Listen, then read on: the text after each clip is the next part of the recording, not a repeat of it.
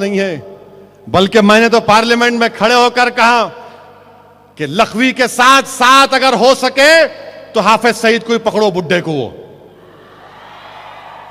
पकड़ो। हाफिज सईद को दुश्मन है ये, हिंदुस्तानियों मासूम हिंदुस्तानियों को मरवा दिया। हमको क्या करना है हाफिज सईद से, लखवी से, जो मुल्क का दुश्मन हमारा दुश्मन, जो मुल्क का दोस्त हमारा दोस्त। पकड़ो हाफिज सईद को।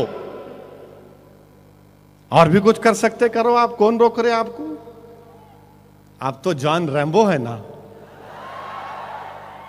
कौन रोक रहा है आपको?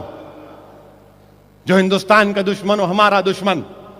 यकीनन सियासी इख्तलाफात रहेंगे आरएसएस और बीजेपी के साथ, मगर हरगिज इसका यह मतलब नहीं है कि जहां पर मुल्क का मामला आया हम एक आवाज में नहीं बात कर सकते। हम एक आवाज में बात करेंगे जरूर।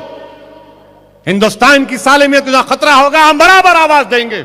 हम बराबर खून का खतरा बहाते आए हैं, जान के नजराने पेश करते रहेंगे मुल्क की सालिमियत के लिए, मुल्क के तहफ़्फ़ुज़ के लिए, मुल्क के बॉर्डरों की हिफाजत के लिए। मगर खुदा के लिए यह मुल्क के मफाद में नहीं है कि तुम इस्लाम को बदनाम करो। इस मुल्क में 14 करोड़ गय्यूर मुसलमान रहते हैं और हमारा दहशतगर्दी से कोई ताल्लुक नहीं है। अब कोई ये बोलेगा कि नहीं, वो कोई एक बच्चे को पकड़े बेंगलुरु में, ट्विटर कहते उन्हें, क्या क्या है जी ये? ट्विटर के हैंडल कर रहा था आईएस का, और वो बच्चा बोला, नहीं मालूम बोला नहीं बोला, मगर बोला, अखबार में आया कि कुरान में अल्लाह ने किसी की गर्दन मारने का हुक्म दिया कि काफिरों की गर्दन मारो। मैं पूछना चाह रहा हूं उस बच्चे से, कौन सिखाए तुम्हारे को इस्लाम? तुम कुरान पर इल्जाम लगा रहे, तुम झूठे हो। और अगर कोई यह कह रहा है कि कुरान में अल्लाह ने गर्दन मारने के लिए कहा, तो इससे बड़ा इल्जाम कुरान पर नहीं हो सकता। अरे डरो, अल्लाह का खौफ करो, अल्लाह का खौफ करो। कभी कुरान ने नहीं कहा। जिहाद का हुक्म यह कि तुम अगर मेरे घर पर आओगे तो मैं दिफा करूंगा, तुम मेरी मस्जिद पर हमला करोगे, दिफा करूंगा। ये कौन है बच्चा ये, जिस तरह की गलत झूठा इल्जाम कुरान पर लगा दिया? कौन है लोग भटका रहे उनको? इसलिए नौजवानों, इस्लाम को सीखना है ना तो उलमाओं के पास बैठो। किसी भी मकतब फिक्र का तुम्हारा ताल्लुक होगा, मगर उलमाओं के पास बैठो। मगर ये लोग क्या कर रहे? नहीं, बहुत बड़े वक्त के आलिम है कहते आजकल, उन्होंने इमाम है कहते, और उनका नाम क्या है मालूम आपको? हजरत गूगल। कंप्यूटर पे बैठ के मारता उन्हें, व्हाट इज जिहाद। हाफिज सईद आ जाते, लखवी आ जाते, इन्हों बोलते ये है। ये आईएस जो है, मुझे कहने दीजिए आज, ये आईएस और दाइश, ये वही लोग हैं मुसलमानों जो खुरोन औला में हजरत उस्मान और हजरत अली को कत्ल किया था। ये खवारिज हैं पूरे के पूरे, इनका कोई इस्लाम से ताल्लुक नहीं है। रसूलुल्लाह सल्लल्लाहु अलैहि वसल्लम रहमतुल्लाह अलमीन है। ये लोग क्या कर रहे? शिया है तो गोली मार दो, सुन्नी है उनसे मुखालिफ है तो गोली मार दो, किसी और मजहब की औरतें हैं तो उठाकर लेकर चले जाओ, $100 में औरत को भेज दो। यह इस्लाम नहीं है मेरे दोस्तों। दुनिया वालों, हम तुमसे कह रहे हैं, हमारी बात सुनो। तुम यकीन करो मत करो, मगर हम कह रहे हैं कि इससे इस्लाम का ताल्लुक नहीं है, खवारिज हैं। और इस्लाम जब नाइंसाफी की बात करता है तो सिर्फ मुसलमानों की नाइंसाफी की इस्लाम बात नहीं करता।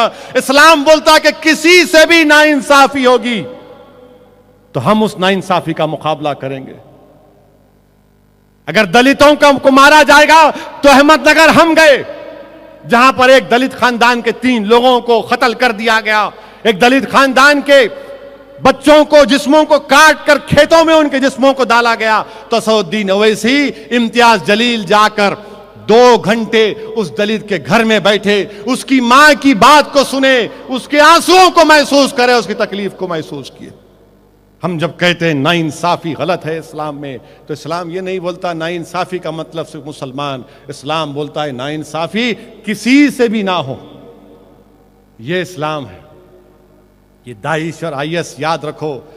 अगर कोई नौजवान हिंदुस्तान में उनके वेबसाइट्स को देखकर बड़ा खुश हो रहा, मैं उन नौजवानों से अपील कर रहा हूं, मेरे भाई, मेरे दोस्तों, मैं तुमसे कह रहा हूं, अगर तुमको इतना जज्बा है ना जिहाद करने का, तो मैं तुमको उससे ज्यादा अहम और उससे तकलीफ दे काम करने की तुमको दावत दे रहा हूं। तुमको जिहाद करने का शौक है ना, तो आओ, सरजमीन दखन में, हैदराबाद के गली कूचों में बच्चे पढ़ने के लिए बेताब हैं। क्या तुम जाके उनको घर में फ्री में ट्यूशन क्यों नहीं पढ़ाते? जाओ, जाके पढ़ो। अगर तुम इंजीनियरिंग ग्रेजुएट हो, अगर तुम एमबीबीएस पढ़े हुए हो, अगर तुम एमकॉम करे हुए हो, तो जाओ अपनी कौम से गुर्बत का खात्मा करो। यह भी जिहाद है। गुर्बत का खात्मा करो, जिहाद है।